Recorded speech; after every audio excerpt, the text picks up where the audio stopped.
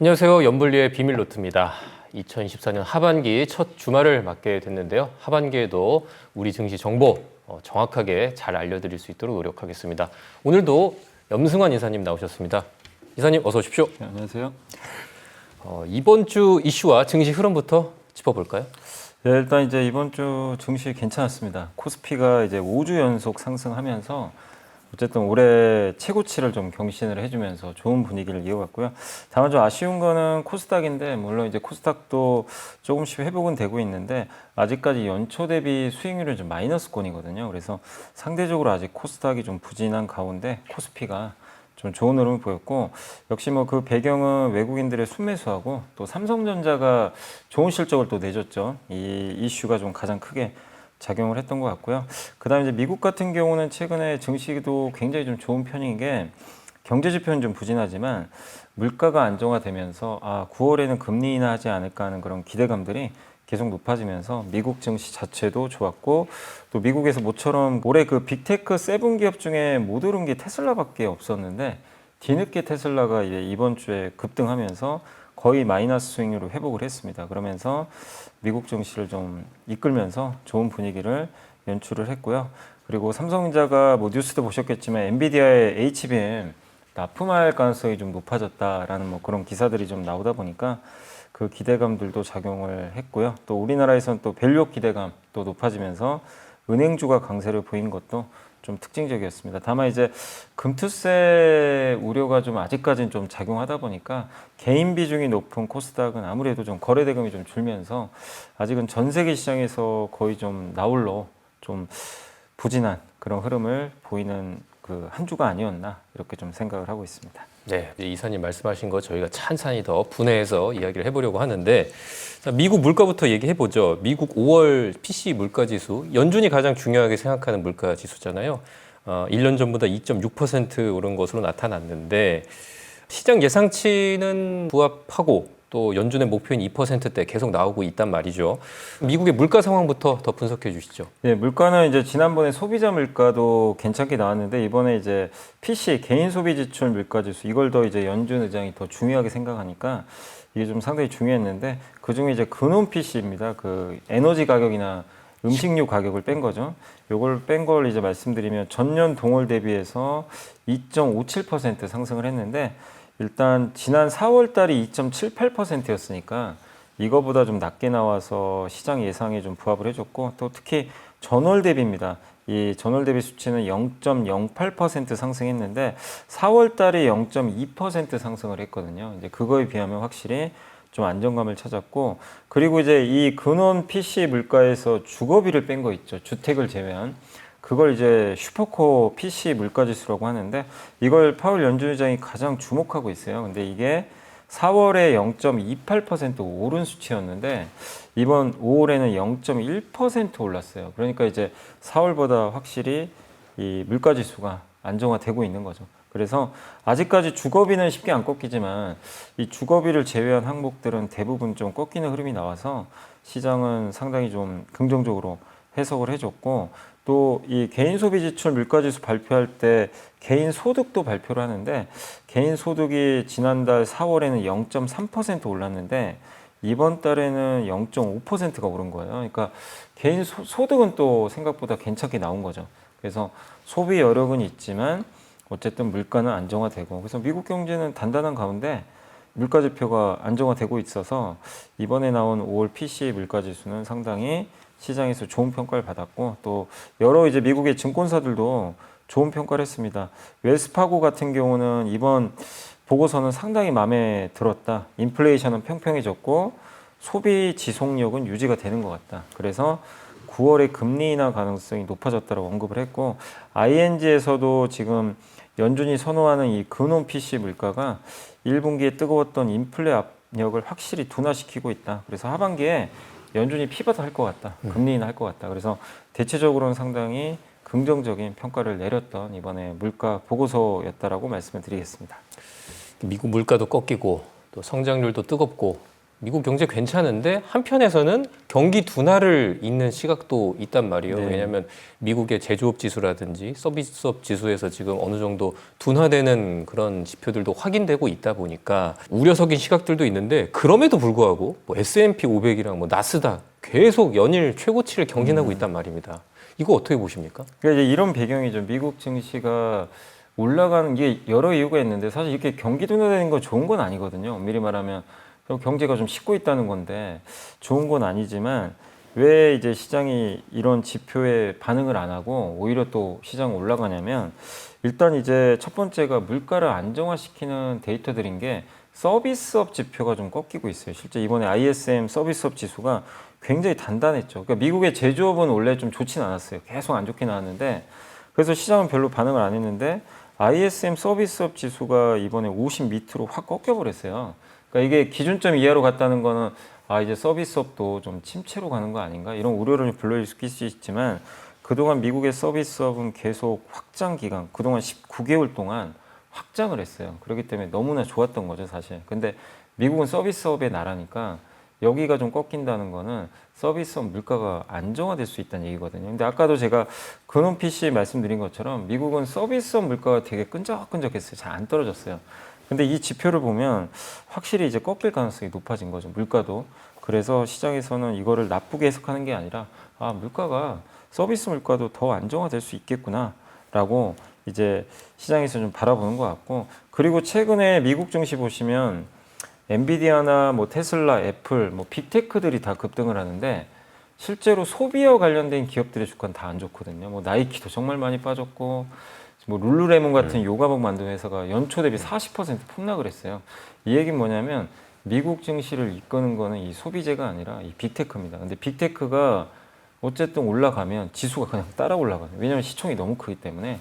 그래서 미국의 이렇게 안에 있는 기업들의 내용을 보면 사실 그렇게 쏙 좋은 분위기는 아니거든요. 대부분은 빠져요. 근데 빅테크가 독주를 하고 있고 근데 이 빅테크들은 이런 미국 경기랑 무관하게 대부분 뭐 때문에 가냐면 AI로 가는 거거든요.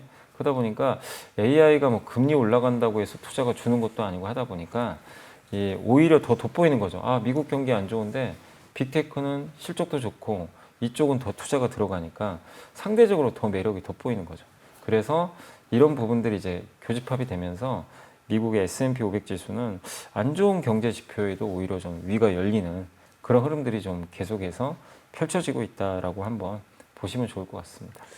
네, 그럼 이번에는 불안한 좀 정치 변수들 좀 얘기를 해보려고 하는데 녹화일 기준으로 어제 저 영국의 보수당이 총선에서 참패하면서 14년 만에 정권 교체가 됐고 또 얼마 전에 바이든이랑 트럼프랑 대선 토론에서 바이든이 참패하니까 네. 그때 미국 장기 국채 금리도 많이 올랐잖아요. 그래서 이런 좀 하반기에 정치 이벤트들이 계속 예정돼 있다 보니까 우리도 경제 변동성도 심해질 것 같은데 투자자들이 좀 어떻게 대응해야겠습니까? 일단 정치 리스크는 이게 어쩔 수가 없어요. 지금 뭐 이미 정해진 수순이기 때문에 감내는 해야 되고 다만 뭐 미국도 그렇고 한국도 그렇고 이런 정치 변동성이 대세를 좌지우지한 적은 그렇게 많지는 않거든요. 특히 미국 같은 경우 더 그랬죠. 그래서 저는 오히려 그런 변동성이 나온다면 그걸 기회로 활용하는 게 더 좋지 않나 이렇게 생각을 하고 있고 그 다음에 이제 유럽의 정치 리스크가 조금 이제 불확실했는데 최근 나오는 데이터는 그렇게 나빠 보이진 않아요. 지금 뭐 영국의 노동당이 또 이제 집권을 하게 됐고 근데 이것도 어느 정도 예상을 했던 바인데 불확실성이 오히려 해소되다 보니까 오히려 유로화가 올라가기 시작하더라고요. 그리고 이제 프랑스 같은 경우도 극우 정당이 지금 이제 집권을 할 수는 있겠지만 이제 의회 의석수를 보면 그 과반까지는 좀 어려울 것 같더라고요. 근데 이거는 시장이 좀 원하는 시나리오죠. 과반까지 하면 재정 지출이 너무 늘어나가지고 프랑스 경제에 좀 또 약간 타격이 가해질 수도 있다 이런 우려가 있는데 일단 지금 분위기는 과반까지는 좀 안 될 것 같다.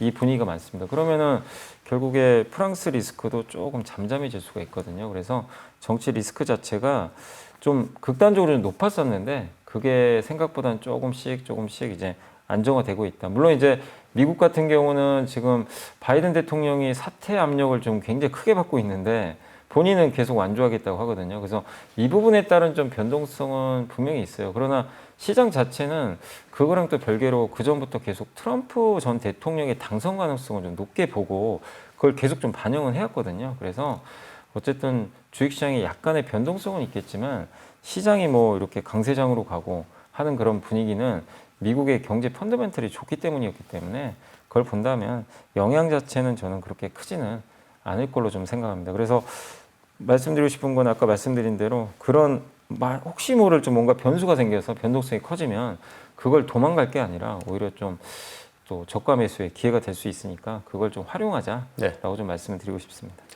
예, 이런 좀 불안한 정치 변수를 잠재웠던 게 지난 파월 의장의 연설이었단 말이죠. 지난 2일 ECB 포럼에서 파월 의장이 연설을 했는데 비둘기 파월이라는 평가가 붙었어요. 어떤 발언이었습니까?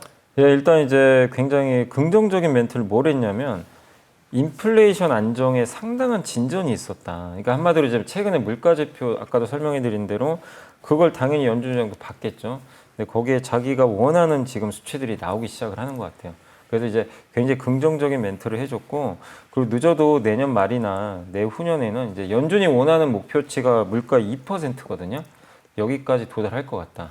그래서 미래 경로까지도 좀 상당히 긍정적으로 좀 얘기를 했습니다. 근데 이제 많은 분들이 좀 답답해하는 게, 그러면 금리 인하 한다고 선언하면 되는 거 아니냐? 이렇게 좀 많이들 이제 미국에서도 그렇게 묻나 봐요. 근데 연준은 그렇게 하기가 좀 어려운 게 일단 미리 또 얘기를 금리 인하 언제 할 거로 해버리면 시장이 그걸 굉장히 급하게 반응해버려요. 그럼 이제 위쪽으로 또 이 변동성이 굉장히 커질 수가 있거든요. 그러면 근데 만약에 그렇게 반영을 했는데 혹시 모를 변수가 생겨가지고 금리 인하 안 할 수도 있는 거잖아요. 그렇게 되면 이제 뒷감 나가기가 굉장히 어려운 거죠. 그러면 또 이걸 말을 뒤집어 버려야 되거든요. 그러면 어떻게 되냐면 금융시장이 굉장히 요동을 또 칠 수밖에 없어요. 그때 가서. 그렇기 때문에 그런 일들을 발생하면 또 안 되니까, 그러니까 어쨌든 확정은 못 하는 거예요. 확정은 못 하지만 그래서 우리가 이제 해야 될 거는 연준 의장의 멘트를 보고 유추할 수밖에 없는 거죠. 그래서 연준 의장이 확답을 못 하는 건 여러분들이 꼭 그런 이유가 있다는 건 좀 염두를 두시면 좋겠고, 그래서 이번에도 뭐라고 했냐면 연준 위원들 핑계를 좀 댄 거죠. 연준 위원들은 여전히 더 많은 데이터를 보길 원한다. 네. 그러니까 지금 금리 인하 9월에 할지는 나는 아직은 모르겠다. 확답은 못하지만 조건들은 좀 갖춰져 가는데 몇 달은 더 봐야 되지 않겠냐. 이런 좀 발언입니다. 근데 어쨌든 지금 정도의 데이터가 나온다면 결국엔 그 금리 인하를 한다는 내용들이 여기 다 담겨 있기 때문에 뭐 큰 이변이 없는 이상 9월 달 인하 가능성은 좀 상당히 좀 높아졌다. 이렇게 보시면 될 것 같습니다. 이번엔 미국 증시에 더 구체적으로 얘기를 해보려고 하는데 이번 주 미국 증시의 주인공은 누가 뭐래도 테슬라였습니다. 이번 주 한 20% 올랐나요? 한국인이 가장 사랑하는 미국 주식이잖아요. 이런 흐름 어떻게 될 것 같습니까? 계속 올라갈까요? 조금 더 좋아질 것 같아요. 왜냐하면 이게 테슬라가 그동안도 뭐 한 번씩 오른 적은 있는데 연속성은 없었던 게 그때 뭐 실적이 좋거나 이런 펀더멘털로 간 게 아니었거든요. 근데 이번에 오른 거는 의미가 있는 게 일단 차량 인도량이라고 그러죠. 그러니까 전기차를 고객들한테 인도한 수치가 전년 동기 대비해서는 마이너스 4.8% 감소는 했어요. 근데 시장이 예상한 거는 44만 1000대를 예상했는데 44만 3,956대로 워낙 기대치가 낮은 것도 있겠지만 어쨌든 기대보다 잘 인도를 하게 된 거죠. 그래서 시장이 전혀 예상을 못했기 때문에 좀 깜짝 반등을 하게 됐고, 지난 1분기가 38만 6,810대를 인도했는데 1분기보다 2분기가 인도 대수가 늘어났습니다. 14.7%. 그러니까 작년 2분기보다는 조금 감소했지만 올해 1분기보다는 대비를 했더니 증가를 한 거예요. 그러니까 시장은 전기차도 잘 안 팔리고 경쟁도 치열하고 이러니까 이거 좀 우려를 계속 했던 거죠. 근데 그거 이상의 좀 좋은 어쨌든 실적을 내줬고, 그래서 낮아친 기대치를 좀 상회한 데다가 거기다가 지금 하반기에 금리 인하 가능성이 높아지죠. 그럼 아무래도 전기차 수요는 지금보다 늘 가능성이 좀 높아진 상태이고, 또 8월 8일 날 이 테슬라가 로보택시를 공개하기로 했거든요. 그러니까 지금 자율주행 택시죠. 요거를 이제 공개하기로 했기 때문에 그런 어떤 재료도 좀 남아 있거든요. 그래서 이 테슬라에 대해서 굉장히 비관적으로 봤더니 투자자들이 이런 이제 모멘텀들이 생기다 보니까 깜짝 이제 매수를 하게 됐고, 또 이렇게 주가가 올라가게 되면요, 공매도를 쳤던 세력들이 이제 놀랄 수밖에 없어요. 그러면 쳤던 거를 환매하게 하는 경우가 생기죠. 그래서 매도했던 거를 다시 사줘야 되니까 그럼 매수 수요가 또 붙는 거죠. 그래서 일시적이 아니라 조금 더 테슬라 주가 상승은 저는 이어질 수 있지 않을까. 그래서 많은 분들이 테슬라 근데 좀 테슬라를 팔고 실제로 엔비디아 교체하신 분도 꽤 많으세요. 왜냐하면 이제 엔비디아만 가고 테슬라가 너무 안 가다 보니까 그래서 그런 분들 입장에서는 좀 당황스러울 수도 있겠지만 어쨌든 끝까지 테슬라를 좀 버티신 분들한테는 굉장히 좋은 어떤 이벤트도 남아 있고 실적도 기대할 만한 요소들이 좀 생겼기 때문에 좀 긍정적이지 않겠나 이렇게 생각을 하고 있습니다. 근데 테슬라 중국에도 또 들어간다는 뉴스 본 것 같은데. 중국의 관용차에 등록된다는 얘기가 있더라고요. 그러니까 사실 이게 중국 관용차면 중국산 당연히 차가 될 가능성이 높은데, 근데 그만큼 테슬라 그 일론 머스크가 중국에 예전에도 몇 번씩 갔잖아요. 그래서 정치인들도 만나고 또 중국 총리랑도 되게 친분이 강한 것 같아요. 아마 그런 이제 개인적인 또 관계들도 되게 우호적으로 작용한 것 같아요. 근데 그 얘기는 뭐냐면 중국과 미국이 어쨌든 지금 싸우는 가운데 테슬라만큼은 중국과 굉장히 우호적이다 보니까 중국 입장에서도 굳이 테슬라를 소외시킬 이유는 없었던 것 같아요. 근데 이거는 왜 중요하냐면 테슬라의 매출의 또 많은 부분이 중국에서도 나오거든요. 그래서 이렇게 관용차에 등록됐다는 건 상당히 또 상징적인 의미가 있고, 또 얼마 전에 뉴스도 나왔지만 자율주행 사업도 할 수 있게끔 허용을 해줬잖아요. 그래서 테슬라 입장에서는 상당히 좋은 재료들이 중국에서도 저는 나오고 있다고 생각을 합니다. 이번에는 우리 증시의 주인공 삼성전자 얘기해 보겠습니다. 조금 전에 2분기 실적이 발표가 됐는데 영업이익 10.4조, 1년 전보다 15배 증가했어요. 구만전자에 시동을 걸었다. 이렇게 평가를 해도 되겠습니까? 일단 시동은 걸었다고 좀 봐야 될 것 같아요. 왜냐하면 8.3조 예상했거든요, 원래 시장이. 근데 그것도 사실 계속 올라간 수치인데 그걸 뛰어넘어 버렸으면 10조가 넘었으니까. 근데 이제 내용을 보니까 삼성이 이제 확정 실적은 아니니까 정확히 알 수는 없지만 증권가 애널리스트 분들의 이제 대부분의 의견은 재고 평가 이익이 좀 늘어났대요. 뭐냐면 반도체를 이렇게 만들고 나서 재고를 쌓아 놓는데 이 재고가 만약에 가격이 그때 당시에 1달러였다면 지금은 반도체가 계속 오르고 있잖아요. 그럼 만약에 1.3달러가 됐다면 0.3달러만큼의 그 재고 평가 이익이 생겨버리는 거죠. 그러니까 그게 이제 반영이 생각보다 더 많이 된 것 같아요. 그래서 그만큼 이제 반도체 가격이 오르고 있다라는 또 증거고, 비메모리 쪽에 적자가 많이 줄어들었다고 합니다. 삼성전자의 좀 아픈 손가락이 파운드리랑 시스템 반도체 같은 이제 비메모리 쪽인데 이게 계속 좀 이익을 못 내고 있었거든요. 근데 아직 흑자는 아닌데 생각보다 그 적자 규모가 많이 축소가 됐다. 이렇게 되면 하반기에 흑자 전환할 수도 있거든요. 그래서 그동안에 반도체 좀 리스크 있던 요인들이 좀 해소가 되면서 이번에 어쨌든 10조 원이 넘는 실적을 냈기 때문에 일단 이 정도 실적이면, 근데 이게 2분기보다는 사실 3, 4분기가 더 좋거든요. 지금 분위기는. 그렇게 본다면 충분히 구만전자 좀 갈 수 있는 그런 좋은 실적은 나왔다라고 평가를 해야 될 것 같습니다. 네. 올해 개인 투자자들이 가장 많이 산 종목이 네이버라고 하는데, 근데 주가는 연초 대비 30% 네. 정도 빠졌다고 합니다. 아무래도 올해 일본에서 뭐 라인 지분 매각 같은 이슈들이 좀 터지다 보니까 그런 영향도 있는 것 같은데, 일단 최수현 대표는 국회에서 단기적으로 지분 매각은 없다 이렇게 선을 긋긴 했어요. 앞으로 네이버 주가 어떻게 전망하십니까? 일단 워낙 빠져서 뭐 여기서 크게 빠질 거는 별로 없는 것 같아요. 그렇다고 실적이 나쁜 것도 아니거든요. 근데 일단 이렇게 주가가 계속 흘러내리는 이유는 여러 가지가 있지만 이제 뭐 방금 말씀해 주신 대로 라인 지분 매각 이 이슈가 좀 컸어요. 그러니까 일본에서 어쨌든 국민 메신저 역할을 하고 있는 거를 최대 주주가 사실 네이버인데, 이거를 지분 매각하려면 어떻게 보면 우리 입장에서 봤을 때 뺏길 수도 있는 거잖아요. 거기다가 동남아에서도 라인이 일부 국가에서 메신저 1위거든요. 근데 다 라인 야후랑 연결이 돼 있어요, 지분 관계로. 근데 이걸 소프트뱅크에 넘기는 순간 동남아 사업까지 위험해지는 거 아니냐. 그래서 이제 근데 일본 정부가 자본 배치를 좀 다시 해달라, 재조정해달라 이렇게 또 요청을 했었기 때문에 사실 굉장히 좀 곤혹스러운 상황인데, 일단 최수현 대표는 국회에서는 단기적이라는 말은 했습니다. 지분 매각은 없다고 분명하게 언급을 해줬고, 그래서 단기적인 우려 요인은 좀 해소가 됐는데, 그때 하면서 뭐라고 했냐면 주주와 근로자, 사용자를 위해 노력하는 만큼 이 문제를 기업의 전략적 판단에 따라 자율적으로 고민하겠다. 그 얘기 뭐냐면 주주 얘기를 꺼냈어요. 주주 가치에 위배되는 행위는 좀 안 하겠다라는 식으로 좀 돌려서 말한 거라고 저는 좀 생각을 하거든요. 근데 만약에 라인야후 지분을 향후에라도 매각을 하게 되면 저는 주주 가치가 좀 훼손될 수 있다고 좀 보거든요. 어쨌든 지금 네이버 주가 못 가는 가장 큰 이유 중에 하나가 내수 위주로 좀 사업을 하잖아요. 근데 국내 내수는 이미 1등인데 여기서 더 성장할 여지가 별로 안 보이죠. 그래서 결국엔 뭐죠? 해외로 나가야 되는데 네. 그나마 해외에서 지금 가장 잘하는 게 라인 쪽이거든요. 근데 이거를 어쨌든 넘겨버리게 되면 해외 사업에 대한 이제 성장에 대한 의구심이 생길 수밖에 없는 거죠. 근데 그런 것들을 차단한다는 측면에선 굉장히 긍정적인데 다만 이게 단기적으로 지분 매각은 없다고 했지 중장기적으로는 혹시 또 할 수도 있는 거잖아요.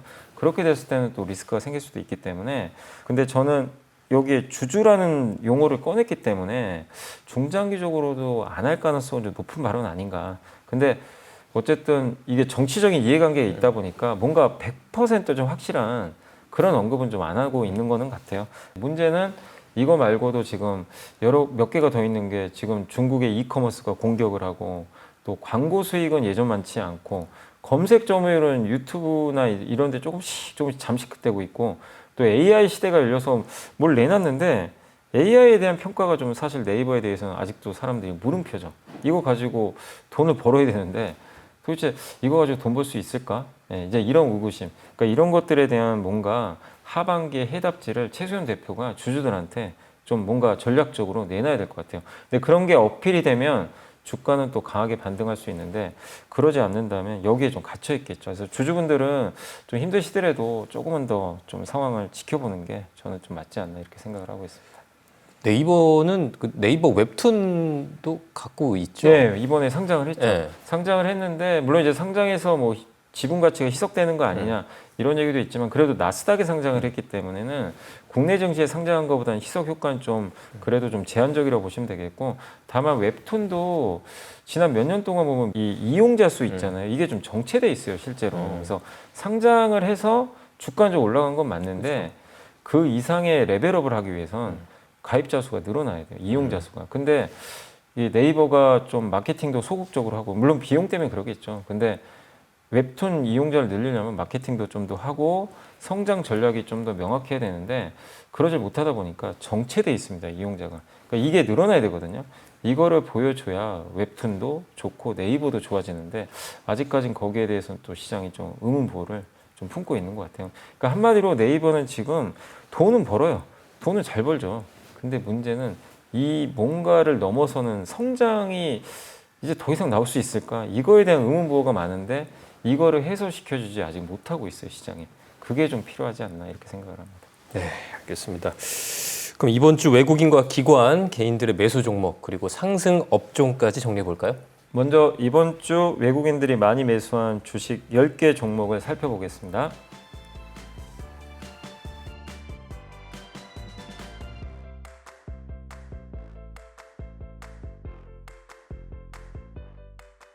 이번에는 기관들이 이번 주에 가장 많이 산 10개 종목을 알아보겠습니다.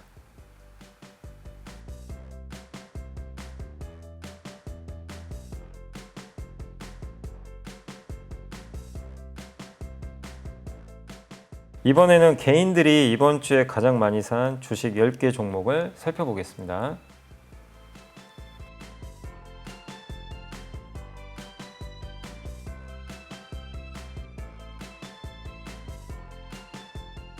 이번에는 이번 주 상승한 10개 업종을 살펴보겠습니다.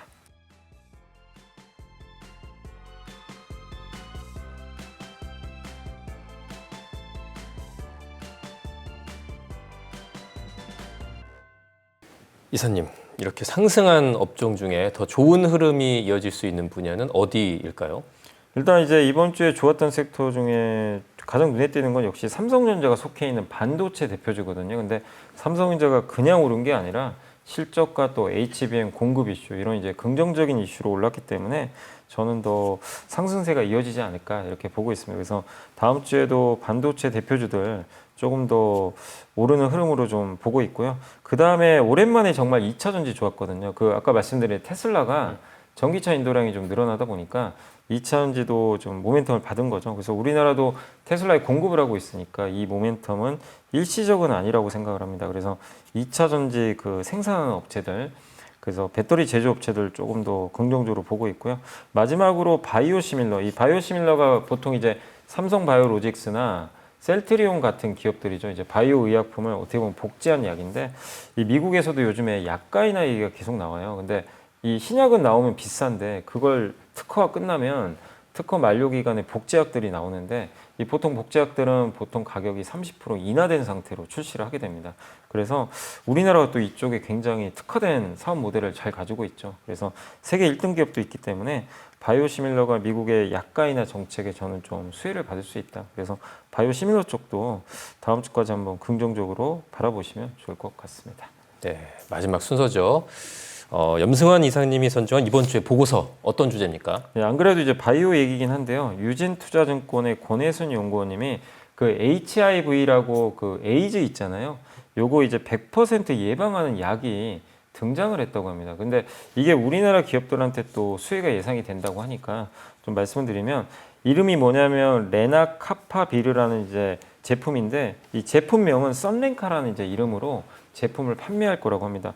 이게 이제 길리어드 사이언스라는 미국 기업이 이제 만든 에이즈 치료제인데 이게 이제 2022년 12월에 FDA 신약 승인을 좀 받았거든요. 근데 이 제품이 기존 치료제들 같은 경우는 매일 한 번 이제 약으로 복용해, 그러니까 매일 먹어야 되는 거죠. 근데 이 제품 같은 경우는 6개월에 한 번 여기 피하 주사 하면 돼요. 그러니까 피하 주사는 5분 정도만 맞으면 돼서 되게 간편한데 그러니까 이제 매일 복용하는 것보다 1년에 딱 2번만 주사를 맞으면 되니까 훨씬 더 복용성도 좀 좋다라는 그런 평가들이 있고 근데 이제 이걸 기반으로 해서 이번에 지금 임상하고 있는 게 뭐냐면 이 제품은 아예 이거는 그러니까 기존 제품들은 치료제잖아요. 걸리고 나서 치료를 해주는 건데 이번에 나오는 건 뭐냐면 이제 예방을 아예 해주는 거예요. 에이즈 안 걸리게끔. 그래서 어떻게 보면 좀 파급 효과를 클 것 같은데 6월 20일 날 그 임상 데이터가 하나 나왔는데요. 이게 예방률이 무려 100%래요. 그러니까 아예 안 걸리는 거죠. 그래서 좀 놀라운 좀 수치가 나왔는데 이 에이즈 감염자가 전 세계적으로 3,900만 명이고 매년 130만 명이 추가로 감염이 되고 있고 아시겠지만 저기 아프리카 쪽에서 많이 좀 발병하는 그런 변인데 이게 어쨌든 가장 널리 사용되는 이 길리어드의 이 치료제가 23년에 매출액만 해서 118억 달러나 된다고 합니다. 이 글로벌 매출액 탑 5 안에 들어가는 치료제 중에 하나니까 시장이 생각보다 굉장히 큰 거예요. 그래서 근데 여기에 또 예방약까지 나오게 되면 시장 규모는 더 커질 수가 있으니까 좀 긍정적이고 이 예방약 같은 경우는 올해 말에 미국 FDA에서 아마 승인을 해줄 걸로 지금 전망을 하는데 여기에 관련된 우리나라 기업은 유한양행이 있어요. 왜냐하면 유한양행의 자회사 유한화학이라고 있거든요. 이 회사가 이제 유한양행 100% 자회사인데 이제 길리어드 같은 회사가 약을 만든다기보다는 이런 걸 개발하고 나서 위탁하죠. 만들어 달라고. 그걸 하는 회사가 이제 CDMO 회사인데 유한양행이 과거에 길리어드 사이언스의 주요 이제 어떻게 보면은 위탁 생산을 몇 번 했었습니다. 그래서 그때 물량 받아가지고 실적이 실제로 좋았던 경험들이 있거든요. 그래서 이번에 예방약을 만약에 또 승인을 받게 되면 유한화학이 또 이걸 맡게 되지 않겠냐 이런 좀 기대감이 있는 것 같아요. 그래서 실제로 수주를 따낼지 아직 모릅니다. 근데 이제 올해 연말에 FDA 혹시라도 승인을 받게 되면 이 이슈가 좀 나올 수 있으니까 한번 그러니까 유한양행 쪽도 한번 좀 관심을 가져보자는 그런 내용이고 또 우리 한국에서 ST팜이 에이즈 치료제를 지금 임상 2상을 하고 있대요. 그래서 임상 결과는 좀 지켜봐야 되겠지만 한국에서도 일부 기업들이 또 치료제도 만들고 있으니까 에이즈 치료제 관련해서도 한번 여러분들이 우리나라 밸류체인도 한번 공부를 해보시면 또 좋을 것 같습니다. 바이오 보고서까지 살펴봤고요. 염불리의 비밀노트 1부는 여기까지 듣도록 하겠습니다. 저희는 내일 2부에서 다시 찾아뵙겠습니다. 중국이 그냥 거의 100%였는데 근데 저도 좀 놀랬던 게 이번에 LG엔솔이 좀 시간이 더 걸린다고 생각을 했는데 르노 자동차의 5조 원대 규모라면서 LFP가 들어가 있어요. 그래서 저도 정말 깜짝 놀랐거든요. 근데 이게 공급 날짜가 내년 11월부터 공급을 하게 됩니다. 그럼 이제 거의 1년밖에 안 남았거든요. 그러니까 그 전부터 LG가 어쨌든 조용히 준비를 되게 잘해왔던 것 같아요.